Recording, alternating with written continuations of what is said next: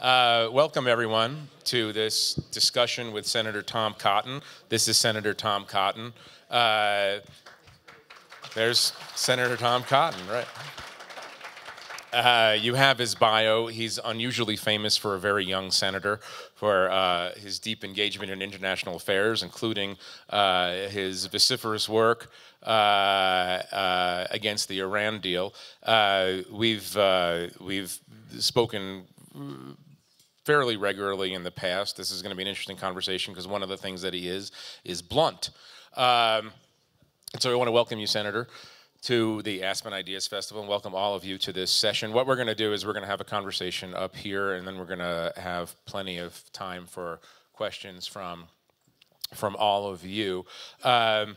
We're going to, one of the interesting things about Senator Cotton, besides the fact that his resume is gold-plated, he's Harvard Law, U.S. Army, McKinsey, United States Senate. It's, and he's 12. Once he hits its teens, it's going to be unbelievable.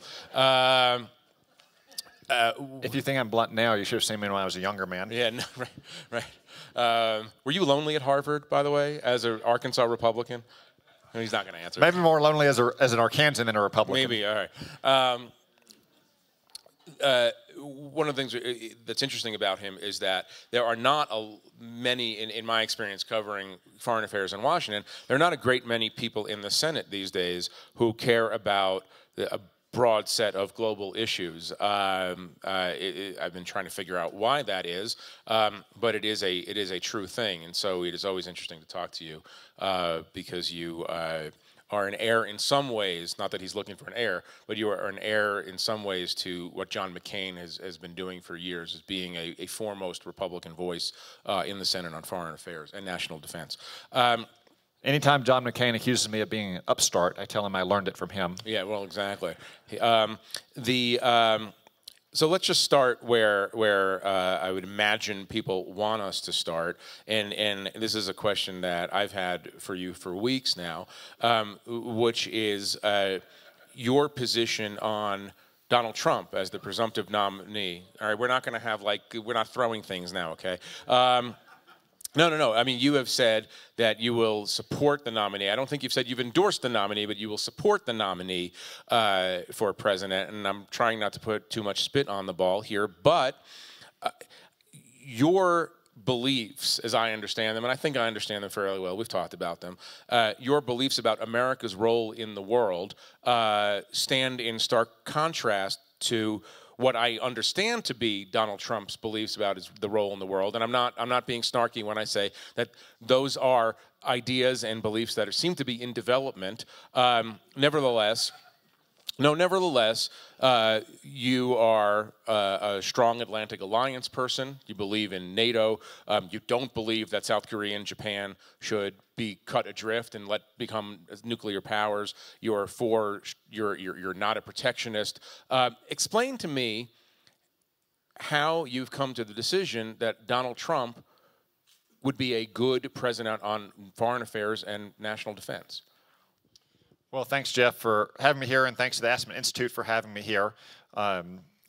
I won't characterize Donald Trump's views or the Republican Party's views. I'll characterize my views, which is a belief, as Ronald Reagan said, in peace through strength, that we need a strong military deterrent, we need a credible deterrent, and we need to be active and engaged throughout the world because we've been a positive force for stability and order, which as a continental nation with global interests is in our national security interests. Do you think Donald Trump believes that? I believe that Donald Trump believes that America is an exceptional nation and that we need to attend more closely to our core national security interests. Now, I may have disagreements with some things that he stated. You mentioned NATO, for instance. He has cited what many Republicans and Democrats alike have cited as a real problem, which is our European partners don't spend enough on their military. They don't meet their 2% obligation. You're in agreement with President Obama on that. And President Obama and John McCain and many of our colleagues in the Senate. In the Cold War, it was 50-50 split between North America and Europe. Now it's a 70-30 split, with America carrying the heavy weight of the 70%. Now, I would not say we should spend less. I would not say that we should withdraw from NATO. We should urge, as we constantly do, our NATO allies to spend more. But Donald Trump has said that if you don't pay up, we're out. Well, I mean, that's very different than what you're describing. But he's also just said this week that NATO needs to play a bigger role in the fight against the Islamic State, and we need to help Turkey in its fight against the Islamic State, which implicitly acknowledges that NATO has a role. I think Donald Trump has stated, though, like Barack Obama, like me, like John McCain, like so many others, that our NATO allies need to spend the money to defend their countries and to provide for the common defense. However, as a broader matter, I am confident that America's national security interests will be more likely to be advanced with a President Trump and a Republican Congress than they are with President Clinton. We know where President Clinton has taken us in the past. We know what she's promised to. She hasn't won yet. Secretary Clinton. Yeah. We know what Secretary Clinton has done. If you want to know what Secretary Clinton would do, you could basically just look at some of President Clinton's accomplishments, and she's repudiated them all. But we know what Secretary Clinton has done and some of the failures with the Russian reset and the Iraq Status of Forces Agreement and the Libya intervention. And we also know that it would be very hard to get Democrats in the Congress to try to rein in any when we have disagreements with a President Clinton. By contrast, with a President Trump, Republicans would still believe in some of the things I've outlined, and many Democrats would as well, because they don't have that kind of partisan loyalty. You talked about South Korea. It's not a novel thing for a presidential candidate, or for that matter, a president, to suggest that we should withdraw our troops from South Korea. Jimmy Carter suggested that in the late 1970s, and he was not able to do so because a bipartisan majority of Congress stopped it. I'm just going to I have to push at this a little bit, because it just strikes me that, among other things, let's put aside matters of ideology and matters of sort of scattershot policymaking through tweets. It seems to a lot of people who study foreign policy that he doesn't have enough knowledge about the world to be president. Do you believe that he has enough knowledge today to be president in the United States? It's hard to say that anyone, before they become president, or certainly before they become the nominee and then the president-elect and have all access to the intelligence that we have, has that knowledge. I am confident that once Donald Trump has some of the information I have, for instance, about Vladimir Putin, as a member of the Armed Services Committee and the Intelligence Committee, that he will be much less friendly towards Vladimir Putin, and he will not. Wait, so you're saying that you know more about international affairs right now than he does? No.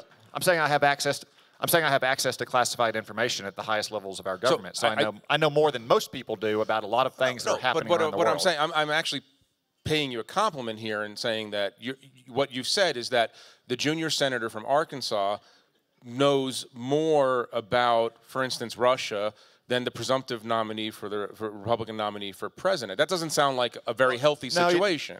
I know more about what's happening in the world right now than Hillary Clinton knows as well, because she has not had access to classified information for 4 years. And that's not a function of me being a junior senator. It's a function We're not talking about just classified information. We're talking about analysis, about reasoning, about having experience in the world, about understanding history. We're not talking just about what the committee is, what the CIA is feeding the intelligence community or intelligence committee. I mean, just help me through this, because I don't understand it. And again, it's not ideological. He doesn't seem to have the preparation overseas to do this job. I mean, it's not a job where you want people learning on the job. Is that correct?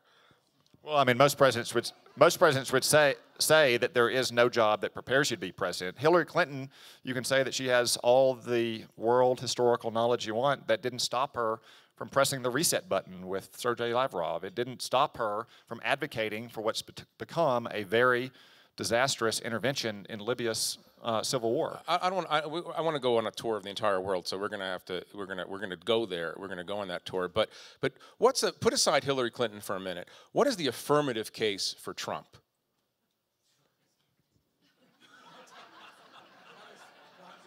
We're trying to have a serious. This is a serious conversation. I'm really trying. No, I mean, as I said, a President Trump with a Republican Congress will produce better results for the American people than a Hillary Clinton presidency will. Certainly, a Hillary Clinton presidency with a Democratic Congress, and that doesn't mean that a President Trump is going to agree with me 100% of the time. No one agrees with me 100% of the time, and vice versa.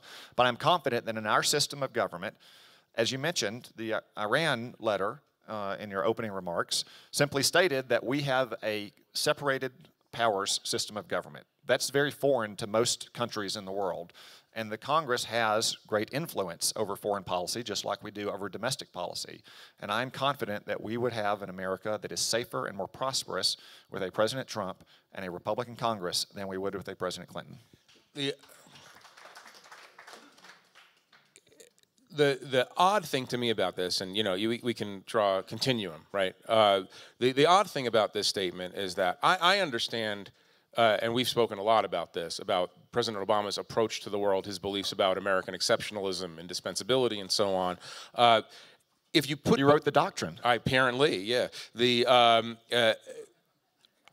When you look at the Hillary Clinton's bias toward action, for instance, her belief in a strong alliance system, her statements about American indispensability, you are much closer to her than you are to the kind of neo-isolationism or protectionism, certainly. You didn't address protectionism and tariffs and trade wars than you are to Donald Trump. So the question is this simply an issue, and it's fine if it is it simply an issue that this is your party, this is what the people of your party have chosen, and you're sticking with it? No, I'm not close to Hillary Clinton, trust me. And I don't know what we can count on in her words, what she used on the campaign trail. This is a woman who helped negotiate the Trans-Pacific Partnership, called it the gold standard of trade agreements, and then because she faced pressure from her left flank and Bernie Sanders, repudiated it. Like, what does that say to you if you're sitting in Seoul or in Tokyo or in Taipei or in Riyadh or in Jerusalem, and the security guarantees of the United States, which is largely to say the credibility of the United States, is a large part of your security? What I do know from traveling recently to a lot of different capitals is that a lot of our allies feel that Hillary Clinton is a known quantity with a great deal of experience. And the question, and I'm sure you've heard this because you have a lot of foreign visitors, there's a great deal of unease among our allies about an inexperienced person like Donald Trump with temperament issues becoming president of the United States. You've heard it.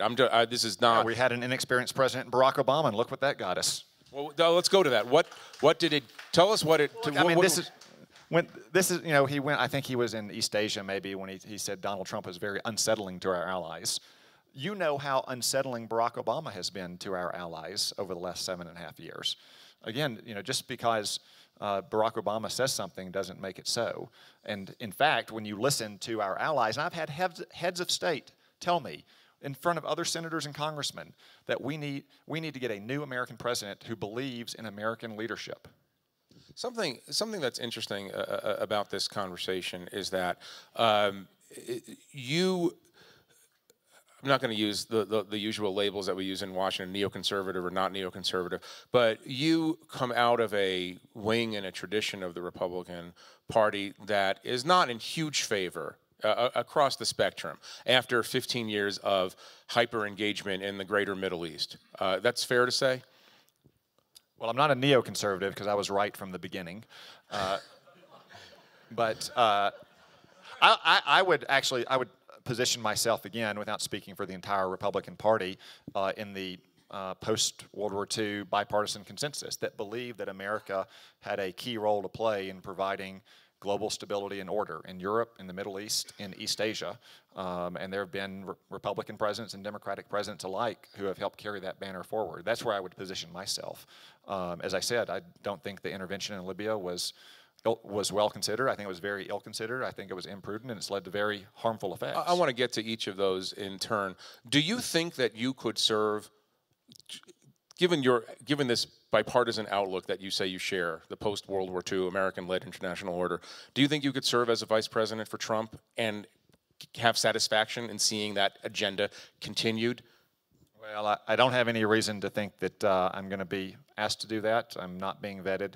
You've probably seen that in the media. That's the 100% truth. I've not been asked for a single document. I'm very happy in the Senate. I'm very happy serving the people of Arkansas. I'm very happy with the way of life it gives me with a young son at home as well. Whoever's the president, whether it's Donald Trump or Hillary Clinton, though, I'll do my best to make sure that I'm doing my job for Arkansans and helping keep our country safe and prosperous. Let's a lot of Arkansans here. Let's do the discussion of the Middle East by stepping back to 2003 three. And you are rare in the Senate, rare in politics for having two views of Iraq. You have your political view of Iraq, but you actually were in Iraq. And I want to ask you to answer two questions at once.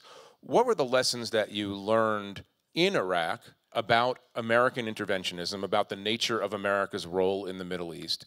And what are the lessons you've learned about what seems to most people, at least, the failure of this intervention to work, to deliver a stable, nonviolent, possibly even democratic Iraq? So take them. They might be one large answer, or you might have two separate answers, but take those in turn. Well, first I'll say that I continue to believe that the Iraq War is both a necessary war and a just war. I think most presidents in office at that time, faced with the information they had and the decision necessary, would have decided to launch that war, as Walter Russell Mead wrote in his post 9/11 book, War, Terror, Power, and Peace. That doesn't mean that every aspect of the war was well managed by any degree. That sounds like a bit of an understatement. Well, no, I know, seriously. I mean, and take us to your own experience. So I was in Iraq in 2006. In fact, I returned from Iraq just a few weeks before President Bush announced the surge, which many people look back in retrospect and think of just throwing more troops in. It was something very different from that, something that most of us on the front lines, by which I would say battalion levels and below, knew that we needed. Not just new troops, but new troops to execute a new strategy and new generals to help lead that strategy. And that was a long time coming. So from the very beginning of the post-major combat operation phase until the end of 2006, the war effort was focused too much on trying to rapidly return power to an Iraqi society that was badly shattered by 25 years of Saddam Hussein's rule. We should have focused on what we did in the surge, which is providing security to the people, which created a space for political reconciliation and economic development and so forth. We knew that was necessary in 2006. We simply didn't have the troops to do so. That was a very long and hard and difficult lesson to learn. I think that President Bush's decision to go against the advice of his Secretary of Defense at the time, every member of his Joint Chiefs, most members of Congress, certainly all Democrats and a lot of Republicans as well, to be frank. The Iraq Study Group, most commentators, was his finest hour. I wish he would have done that earlier. I think that we would have had more success in Iraq than we did. But there's no doubt that by the time President Bush handed over Iraq to President Obama, the war was largely won. And you don't have to listen to me for that. You can listen to what Barack Obama and Joe Biden themselves said in 2011 when we withdrew all of our troops once and for all. They said it was going to be one of the great accomplishments of their administration. They said that Iraq was on the path to democracy and to peaceful and secure existence. Obviously, that's not the case. But in terms of lessons now, let me say this. First, one lesson is strength and toughness can never be underestimated. If you are strong and you are tough, then people are much less likely to take you on. That's true at the platoon level, and it's true at the level of nation states. I saw units that were complacent. They didn't pull proper security. They didn't keep proper intervals. They were much more likely to be attacked than the units that were disciplined and orderly, usually at the beginning of their tours because they were still ready to go out and take the fight to them. That's the first lesson I learned, and I still apply it to international security policy now. Second, as I said, security is always has to be the primary concern. You cannot have anything else in a society until you have security, whether it's security from external threats or security on your streets. You cannot have political reconciliation. You cannot have stable representative government. You cannot have economic development. For too long, we discounted the need for security in Iraq, simply trying to hand off to the Iraqi government, which wasn't ready to take responsibility for its security and hope that they could do the other things. And then finally, I would say that when you're out on the front lines and you're dealing with a foreign people and an alien culture that speak a different language, it teaches you a degree of humility about the United States' ability to create revolutionary changes in another culture and among another people. That makes it sound like you don't think it was worth trying. No, the security situation in 2003 made it a necessary war. For too long. Wait, why though? Because Saddam Hussein was a nonstop security threat from the moment he took power, from the Iran-Iraq war to the invasion of Kuwait, to the efforts throughout the 1990s to harass our pilots in no-fly zones, to evade sanctions. Everyone believed, to include Hillary Clinton and John Kerry and Joe Biden, that he was reconstituting his weapons of mass destruction program, the 2002, 2003 timeframe. Every Western intelligence agency believed that. Given all of those things and the attack the United States had just faced, I don't think any responsible president could have made a different decision. Now, the aftermath of the invasion could have been handled in a much different fashion. We could have prioritized security from the very beginning, and I think the war would have been shorter, and we would have been less likely to squander the gains that we had made in 2007, 2008 under new president. What about the... That said, like, we can't, I mean, so in 2005, so in part because we didn't discover weapons of mass destruction. In 2005, in the president's second inaugural, and then within the interagency bureaucracy, there was an effort to try to switch to the so-called freedom agenda about making Iraq a constitutional. Are you suggesting that was a cynical switch? No, I don't think it was. I don't think it was cynical, and I do think that in the long term, the way we secure our safety is to have allies that are peaceful, that don't oppress their own people, that are stable in their neighborhood, but Arabs are very different from Americans. A Muslim nation is different from a Christian nation. You know, that region is different from North America. We cannot simply take the concepts of American democracy in all of its particulars and expect to export it to any other country in the world.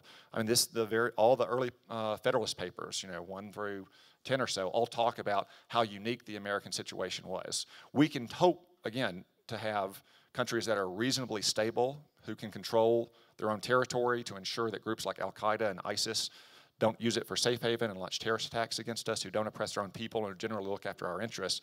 That's a more modest goal, though, than trying to recreate a Western liberal democracy around the world. I want to come back to this, but two questions that presuppose, let's assume for the moment that you are president today. The first question is, you have said, and obviously you're one of the most vociferous opponents of the Iran deal, you have said that you would negate the Iran deal, unravel the Iran deal.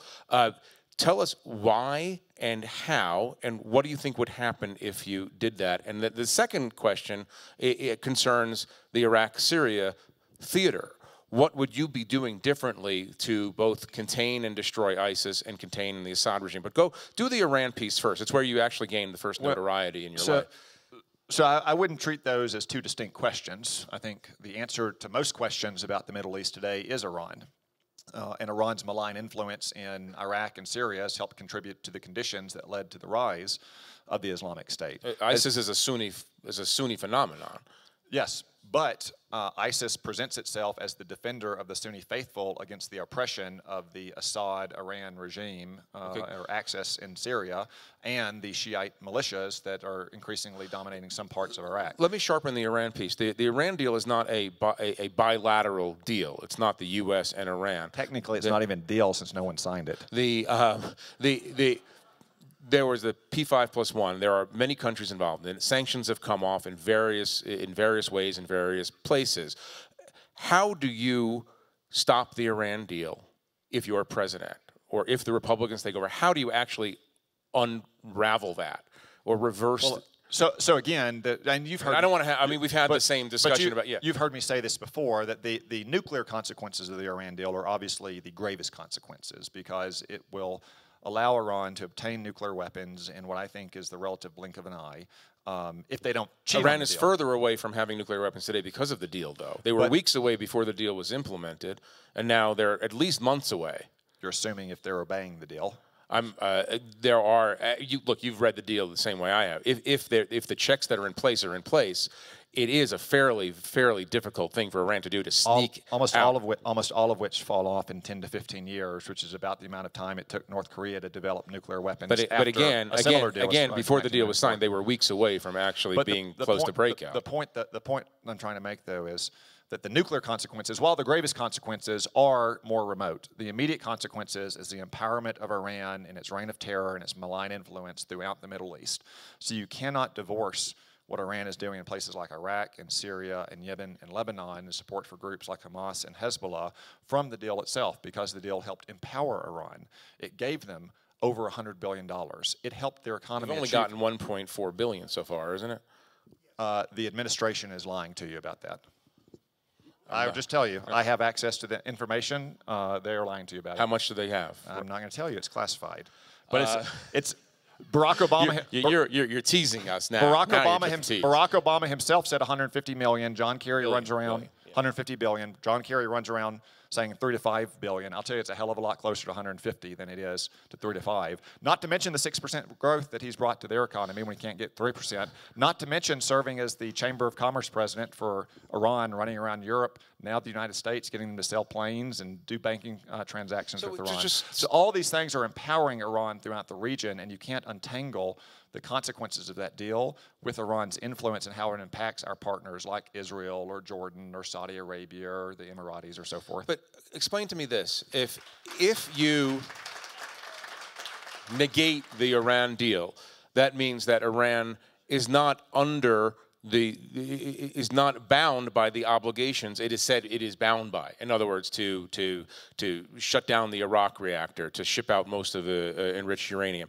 In other words, it reverts back within a very short time to being weeks away from nuclear breakout. Doesn't that inevitably lead toward a military confrontation between the United States and Iran? Well, I'm not sure your timeline would be right under those circumstances, but what's happened since the deal is that the administration continues to conciliate and turn the other cheek with Iranian aggression. For instance, the seizure and exploitation of our 10 sailors in January, or the continued shipment of arms to Syria and to the Houthi rebels in Yemen and so forth. I would be much more aggressive on all those conventional fronts. And if Iran didn't like that and they began to... Even within the framework of the existing deal? Well, I mean, we were promised by President Obama throughout the deal that he would do all those things. He is not doing any of those things. In fact, John Kerry is running around acting like he's the president of the Tehran Chamber of Commerce in Europe. They're doing everything they can to try to conciliate with Iran, which just goes to show the Ayatollahs that the U.S. wants this deal more than they want it. So in the fashion of their country, they just continue to negotiate and haggle for new terms. So I would stand up to all those conventional kinds of aggression. And if Iran didn't like that, then I would reimpose the sanctions. Like, it's that serious for our country. And I think most countries, if they had a choice between dealing with the United States, which has a $19 trillion economy, and dealing with Iran, which has an economy the size of the state of Maryland, would make the choice that's in their own best interest. So you don't think that the negation of the deal would automatically lead to an eventual military confrontation? Not necessarily. We would have to be prepared for that. But Barack Obama said throughout the negotiation of the deal that he was prepared for that. Do you believe that Iran poses the greatest danger to the United States today? And do you believe that Iran could warrant military intervention at some point in the next couple of years? So there's different ways to answer your first question. You know, many of our joint chiefs would say Russia, because threat is a combination of intent and capability. Russia remains the only country capable of nearly destroying our way of life with its legacy nuclear force. Its intent is increasingly malign. The more urgent threat we probably face is a terrorist attack from the Islamic State or Al-Qaeda or similar groups. But Iran is a grave threat for international peace and security, not just because of the threat it itself poses, but the second and third order effects that it would bring to the security system in the broader Middle East. Who do you blame for the current conditions in the Middle East?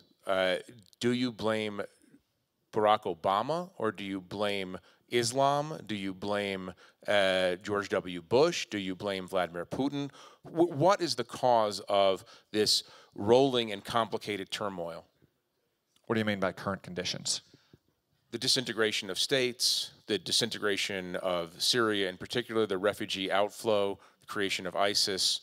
When you are analyzing, we're trying to explain, let's say you're trying to explain to a college class in Arkansas what's going on. I want to understand, I think I have a good understanding now of President Obama's worldview, what's going on and why it's going on. I want to understand your understanding of why it's going on. Well, I wouldn't say that any U.S. president is primarily to blame for some of those problems you cite in the Middle East. Now, a U.S. president can make those problems better or worse for U.S. interests. Again, as I said earlier, I think the answer to most questions in the modern Middle East is Iran, and that goes back now 37 years and the malign influence that Iran has had for all Are you this for time. regime change? I mean, ultimately, the United States cannot be safe when you have a crazed, radical, theocratic cult running Iran. And the Middle East that's a yes. And the Middle East cannot be stable. Should the U.S. work actively toward regime change, given your analysis?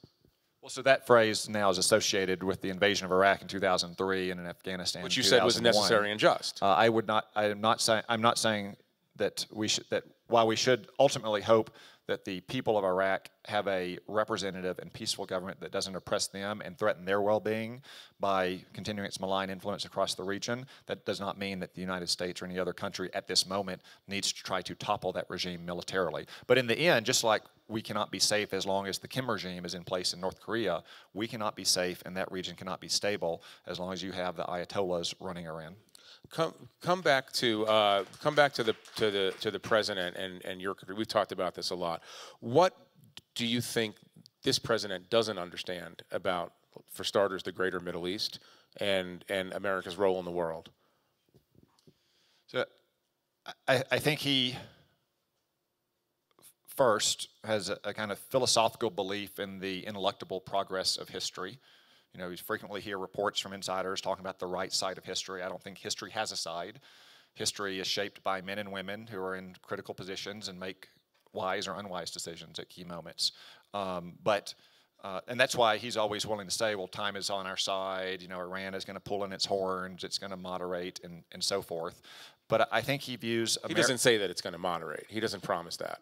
Well, he didn't promise it in the middle of the debate over the Iran deal, but your reporting has shown that he's believed that going back to his time in the U.S. Senate. Well, no, I don't think my reporting has shown that. My reporting has shown that he's open to the idea that there's going to be eventual change. Well, I would say but so are you, and if you extend the timeline out. But then that he believes, not just with Iran, but the Middle East and probably much of the world, that America as often has been a source for instability and disorder. And if we would pull in our horns, if we would not be so active in the world, then we're more likely to see a peaceful balance of power, as he said in your article, that we would have a cold peace if Saudi Arabia would just learn to share the Middle East with Iran. I think events have refuted that, not just in the Middle East, but in the European and northeastern Asia.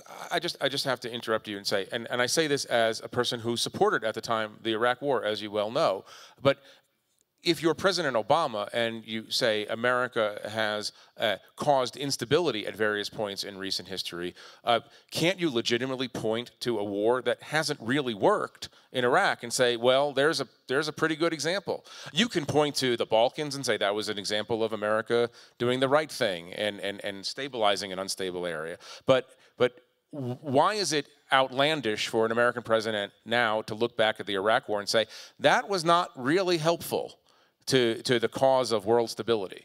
Well, I don't think it's an illegitimate view. I just think it's a wrong view, and it's not proven out by the facts of history, and it's not proven out by the history of Iraq either. Again, when he took office, Iraq was largely stabilized, and the progress that we continued to make when we had a troop presence there from 2008 to the end of 2011 continued to advance. That's why he said it would be a great success if he has. Now, I wish we hadn't had that 3-year gap in 03 to 06 when we weren't focusing on security, and we could have said that by 2008 before George Bush ever left office. But again, I think the history of the last 100 years, certainly the last 70 years, is a history of U.S. leadership that's promoting stability and order throughout the region, and that we should be proud of that, and we should try to continue that in the 21st century. By the way, that's something that Hillary Clinton once told me almost verbatim. Just to continue my argument that you're actually I sorry, I have she gets something right every now and then. Well, that's a pretty big thing. That's a pretty big thing. No. It's and I come back to this. And I'm sorry, you're one of the few people in the Senate who has the sophisticated enough knowledge of international affairs and America's role in the world to do this. When you say that is not something that Donald Trump has ever said. I don't think. I mean, coming back, I don't think he has articulated a view of America as the great, in the great confrontation of fascism and communism, that we won the 20th century and that we are the indispensable, exceptional nation, and we have burdens that come from indispensability and exceptionalism. Well, remember, we don't do this for a charity case. We do this because it's in our own security interests. Like we don't have troops today still in Italy and Germany and South Korea and Japan because we're charitable. We have it because it's in our security interests. You're not at all afraid that Donald Trump would pull out those troops from Italy and Germany because they cost too much? I mean, he's kind of said it. I'm not afraid that he would remove those troops from Europe in some. Now, he might relocate them, and it might even be wise to relocate them inside of Europe, further to NATO's eastern flank. But no, I don't think he will do that. And again, this is not unprecedented in American foreign policy. Jimmy Carter tried to do this, and the Congress stopped him. Jimmy Carter did not want to pass the Taiwan Relations Act, and Congress rammed it down his throat in less than a month. Barack Obama did not want to sign the CISADA sanctions bill against Iran, and he had to when the Senate passed it unanimously. The Congress, and especially the Senate, has a big role to play in U.S. foreign policy. And if Donald Trump is elected president, I will support him when he is right, and I will try to change that direction when he is wrong. Come back, and we're going to go to questions in a minute. But come back to this question you and I have talked about before about whether the American people are tired of intervention or are tired of our global role. I have to imagine, and we've talked about this in the past, I don't have to imagine it, that you worry that Americans no longer understand the traditional role that this country has played. What do you ascribe this fatigue, if you actually accept the idea that this fatigue exists? Well, it's not surprising that the people might be war weary when the commander-in-chief seems to be the weariest of them all. It takes presidential leadership to sustain an effort like the Iraq War, the Afghanistan War, or the campaign against the Islamic State, and President Obama simply is not an effective and continuous advocate on behalf of these critical national President security. Obama has killed more terrorists than any American president in history. Is that fair or unfair? Is that a true statement or a not true statement? I don't know factually if it's true or not. I mean, George Bush 43 would be up there as well. It's not really a relevant comparison. Well, either. I mean, because you're saying you're going to vote for a guy who has suggested that Obama is an ISIS sympathizer. No, but it's quite one thing to say that somebody insinuate that somebody's an ISIS sympathizer, and look at the record, which is, and you know, your colleagues far to the left of you are angry at President Obama for waging a relentless drone war against terrorists and collateral and people who are in the way. So I don't understand how you can thread that particular needle. So compare the efforts of President Bush in 2007 with the Iraq surge to President Obama in late 2009 and 2010 in the Afghanistan surge. Compare the number of speeches that they gave. Compare the number of interviews they gave. Read Bob Gates' memoir, since he was present for both of them.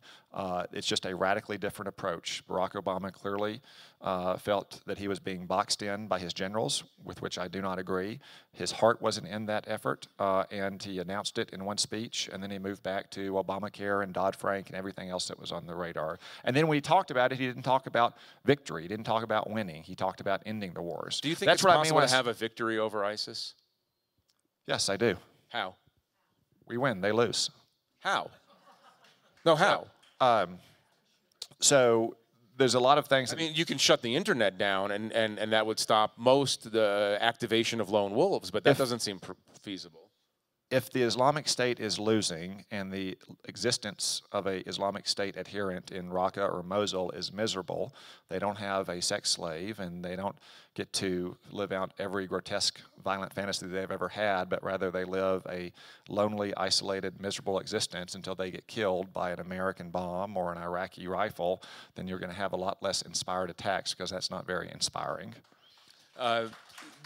Talk a little bit. Yeah. But again, the president has a unique role in our society to sustain support, not just for current operations, but for our military as well. To go to another point of strong disagreement I have with President Obama and President Clinton, that we've had 7 years of dramatic cuts to our military budget, which Bob Gates catalogs in detail in his memoirs, and now Hillary Clinton, like Barack Obama, has endorsed the view that $1 of defense spending needs to be matched by $1 of domestic spending. If you had your druthers, how much would you grow the military, and where would you grow the military? What would your budget be? So I think a good baseline to start is Bob Gates' last budget, and I say that for two reasons. One, he was known as a very efficient manager who had cut a lot of waste and inefficiency out of the Pentagon, and he submitted that budget before the Budget Control Act took effect, before you had more arbitrary cuts on top of the 4 years of efficiency reductions that he had faced. Second, the world is a lot more dangerous now, 5 years on, than it was when Bob Gates submitted that budget in the winter of 2011. And if you look at that budget, it suggests that we're about $75 to $100 billion under where we should be in our base defense budget.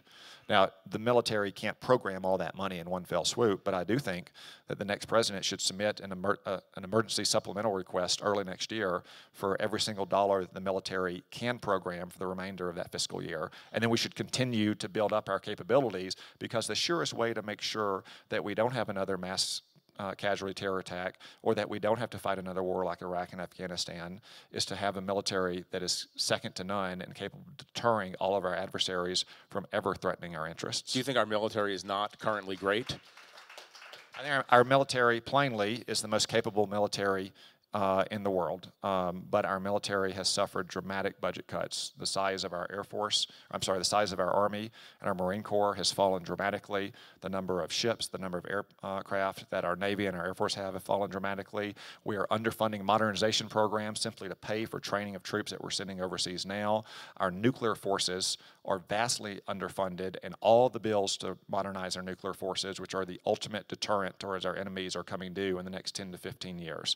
So while our military is still second to none, it also is, the capability gap is closing, and it's a very bad thing in security competition to beat your opponent by a nose at the finish line, because that encourages them to compete even more. You want to beat them by 17 furlongs. You're going to think I'm obsessive for saying this, but you know a lot about our nuclear force. You know what a nuclear triad is. I don't understand how you could be comfortable with someone who, as recently as 3 months ago, didn't know what the nuclear triad was. How does it, just help me. I think Donald Trump is well aware of what the triad is. I do think that, in a way, though, he is correct that you can't prioritize a leg of the nuclear triad. There's not one that's more important than the others. You have to have all three. They have to be well-funded. All three are desperately in need of modernization, as are our warheads. So that is a bill that is coming due soon. It's a big bill in absolute terms. It's not a big bill in relative terms. It's only 3 to 5% of our defense budget. Some people would say, why would we spend even that much when we don't use these weapons? I would rejoin that we use them every single day. Do me one more thing before we go to the audience. Talk about, it's a continuing controversy, how we talk about the enemy we're fighting, putting Iran aside and going on the Sunni side for now. How do you characterize the enemy we're fighting? I mean, they're radical Islamists. There aren't many of them compared to the number of Muslims in the world, 1.6 billion, but you're dealing with the law of large numbers here. You know, if you just go, 10% of that susceptible to radicalization, 10% of that susceptible to violence, 10% of that who might actually commit violence, but you're still dealing with a large number of people. On the labeling issue, specifically on the labeling issue, you have the heads of various Arab intelligence agencies and heads of Arab ally states asking the president, asking the administration not to use the word Islam in the description, because they fear that grows the pool, that Muslims who aren't affiliated with ISIS will find that alienating and be drawn to more dangerous messages. If they told you that, would you cease to use the term Islam, or is there something else going on? I would respectfully disagree. It's hard to defeat an enemy if you can't define the enemy. That doesn't mean that the enemy is Islam or Muslims. If your Muslim ally asks you to do it, you still wouldn't do it. Well, I mean, our Muslim allies have responsibility help trying to counter political Islam themselves. And some of them have taken on that effort, like President al-Sisi in Egypt, and we need to support them in those efforts.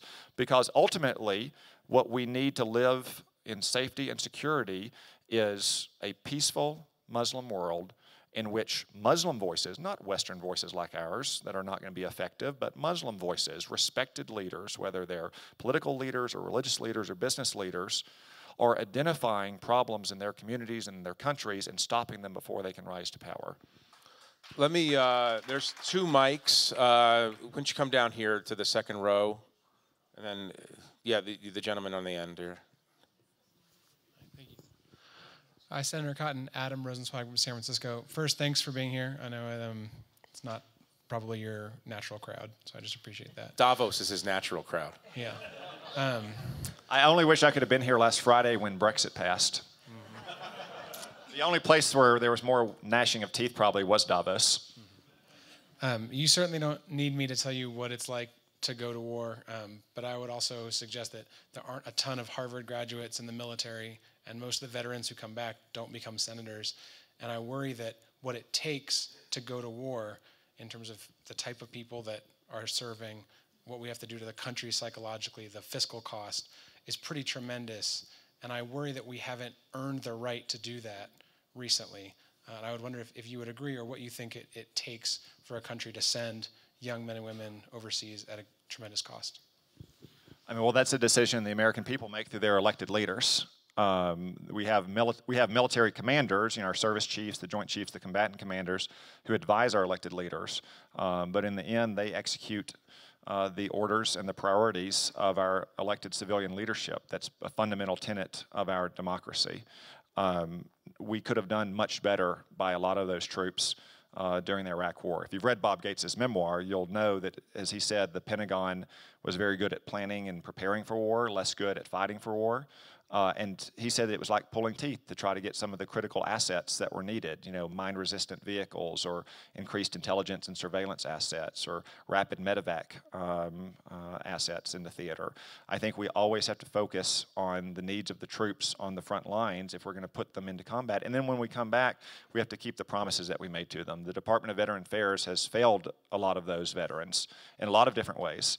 That's not because the Department of Veterans Affairs is full of bad people. In fact, it's got more veterans in any department in the federal government other than the Department of Defense itself. It's because they're using a lot of antiquated, outmoded practices and processes that hasn't been adopted, that they haven't adopted modern best practices from the private sector, learnings of the last 20 or 30 years.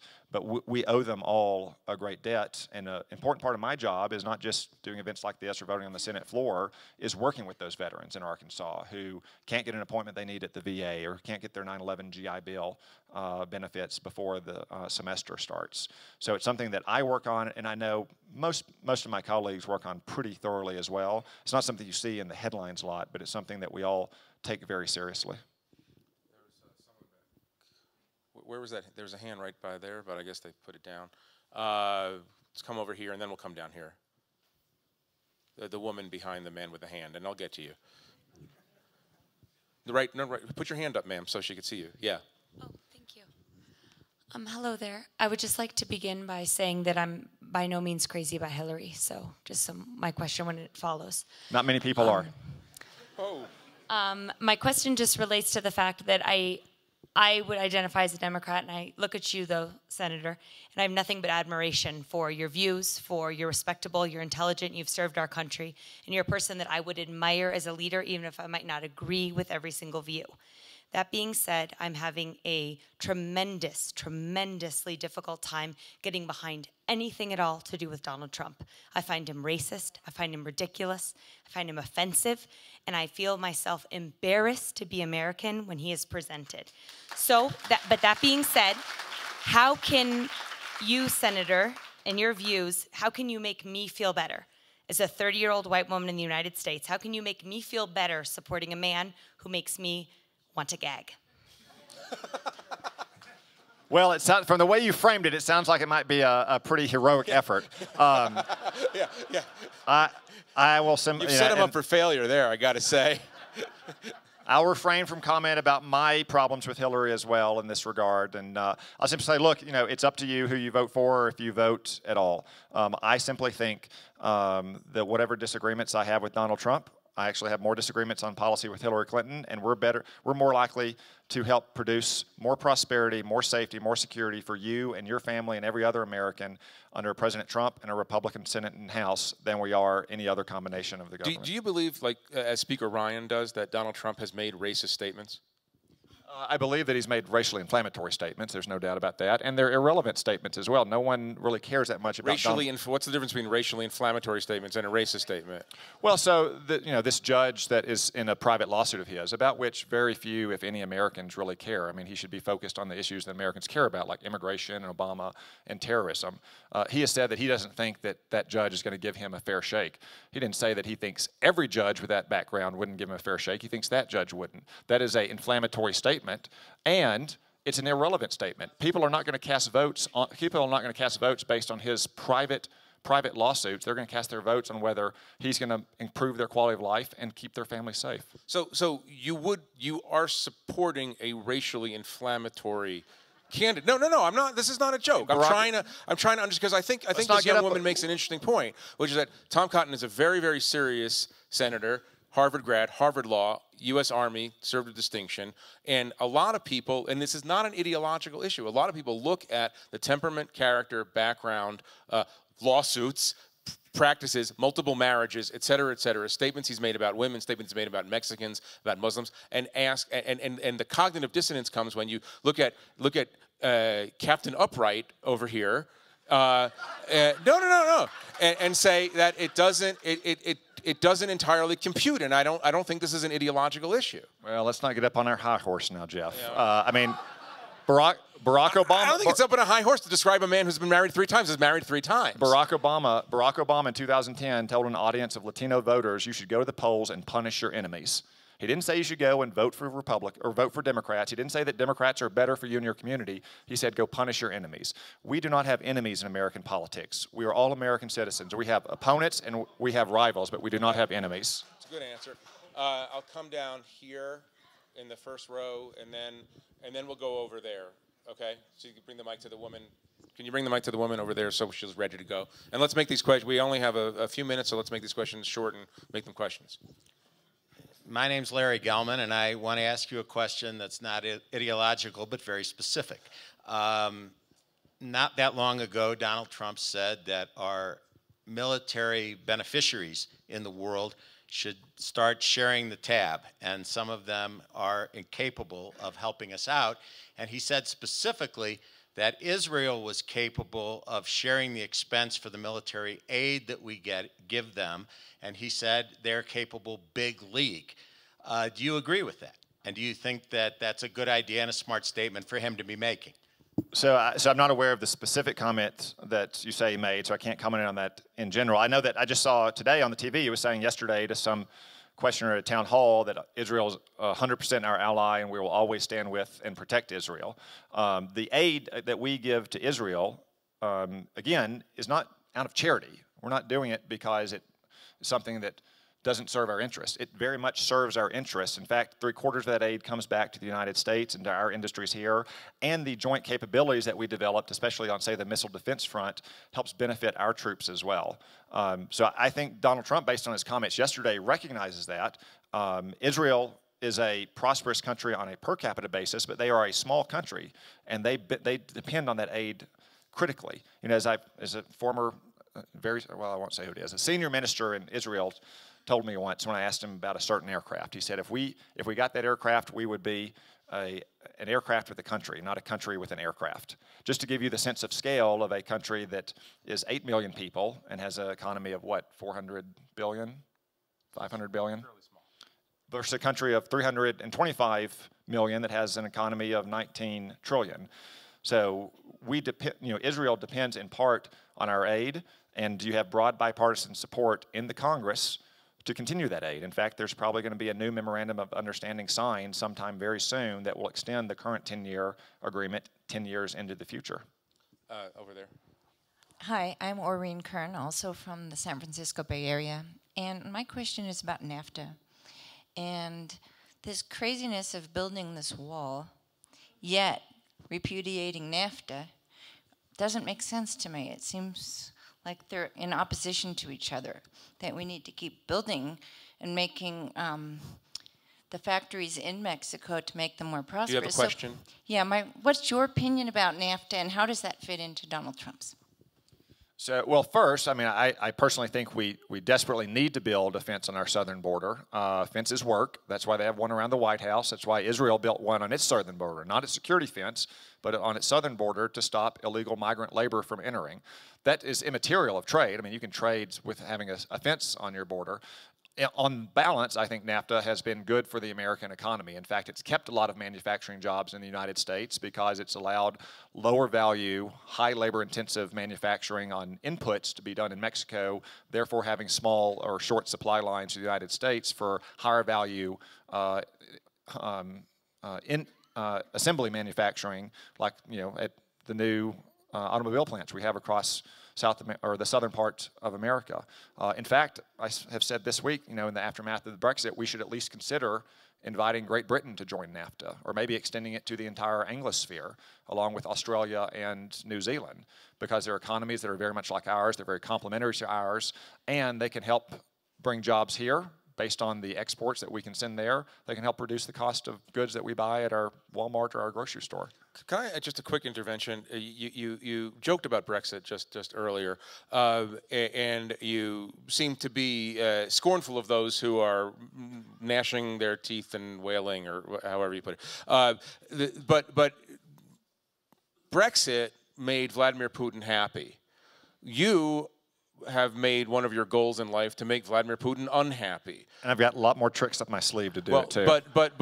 So why your innate sympathy for something that most analysts believe will actually weaken the Western European American alliance?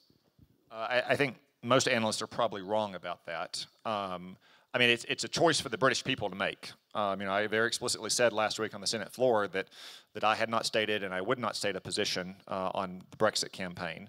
I simply said that we should support the British people in whatever choice they make, and I oppose President Obama's statement that Great Britain would have to go to the back of the queue to negotiate a bilateral trade deal. If we have one with Oman, I think we can have one with our ancestral allies. I also disagreed with the statements of European leaders from Brussels and Berlin and Paris that suggested they were going to take a punitive or retaliatory approach as opposed to a spirit of friendship and magnanimity with a country that is still an ally of theirs in many ways. I think Great Britain can prosper outside the EU. Norway does. The United States does, Canada does, Australia does, Japan does, South Korea does. And I think a lot of Americans, if they were faced with the prospect of having a court in Canada or Brazil overrule our Supreme Court, or a supra-state legislature in Mexico or Argentina overrule our Congress, they would put the brakes on that as well. So I'm sympathetic to the sovereignty concerns that the British people had. Again, it's a choice that they made, and if they had made the decision to remain, I would have stood with the British people just as much as I stand with them out of the EU. I want to ask, just to keep this fair and balanced, are there Republicans out here who want to ask a question? I'm trusting that you're a Republican. Could you bring the mic down here? We're not going to check your ID or anything, but if fingerprint. Actually, I just thought you were asking me if I was a Republican, but I do have a question. But it doesn't have anything to do with Brexit or the NAFTA. It has to do with labeling. You were talking earlier about the use of the term Islamic terrorism or Islamic extremist. Every time the president uses the term ISIL, he uses the word Islamic. Every time the president doesn't use the term ISIS, he is somehow drawing a distinction between the two. And I find them confusing. And I was hoping that somebody, either one of you, might be able to explain to me why the president and the administration and others who speak as their surrogates constantly use the term ISIL when everybody else seems to use the term ISIS. To me, there's a distinction. I don't know what it is. It appears to be meaningful, and I'd like to have somebody explain it. I'll take my stab. Jeff may have heard this straight from the horse's mouth, though. The S can stand for Syria or al-Sham, and I think this administration is haunted by Syria, and the legacy of this administration will be, and therefore they don't want to say anything that harkens back to Syria. It's a question for which I don't have an answer. I would also add one permutation, which is that in the State Department they refer to it as DASH, which is an Arabic acronym. And I think it actually goes to this. It's an interesting question, and it's worth exploring. It goes to this general confusion about what the enemy is and how the enemy spreads and what the enemy wants. It's an interesting question. I don't have a particularly ideological view on that. I think it's probably confusing people actually more than it is enlightening people. Let's do one more question. I just want to do one more. If it's that's important okay. that we have clarity on this. Like by we, I mean policymakers in Washington frequently use the acronym CVE, or Countering Violent Extremism. You've probably heard that some. That's all wrong. That couldn't be more wrong if you tried to make it more wrong. Countering, it's very reactive. It's only acting once the problem has arisen. Violent, again, we don't want this problem to become violent. We want to stop it before it becomes violent. And extremist, we're not worried about some kind of generic extremist. We're worried about a very specific kind of Islamic political terrorism. This final question to this young man here. To the same point, the L stands for the Levant, which means it's kind of the history of what that area on, yeah, sorry. The L is for Levant, Iraq and Syria in the Levant versus. Can I ask you a question? Do you have a separate yes, question? Because we're not going to do geography right now. I just wanted to clarify that. Okay. My question is, you keep mentioning military might, but I don't hear any two-pronged approach to it. You get as much as military might as you want, and boats and helicopters and everything, but the terrorists don't care about that attacking here. What's the two-pronged approach, the ideological approach to defeat radical Islam? So first, as I said earlier, it's not something that in the end we can do as Westerners and Americans. We depend upon allies in places like Cairo and Amman and Baghdad and throughout the Gulf to try to solve this problem themselves. But we have to use non-military tools, and those tools benefit from having a global military dominance, economic, political, diplomatic. Those tools are enhanced if our hard power is preeminent. And you can talk to anyone who's been at the high levels of the Pentagon, whether Secretary of Defense or a service chief or chair of the Joint Chiefs. They consistently want the State Department and AID and other agencies of the government who work overseas to do more, to put more oars in the water to try to protect our national security interests, because the last option we should ever want to use is the active use of military force. There's an interesting phenomenon that's been going on the last several weeks in which many Republican elected officials, because of the unique nature of this current presidential cycle, have been making themselves scarce and not facing questions and answering questions. And so I want to thank Senator Cotton very much for putting himself out and answering all these questions. Thank you very much for doing that. Thank you, Jeff. Thank you all. Thanks.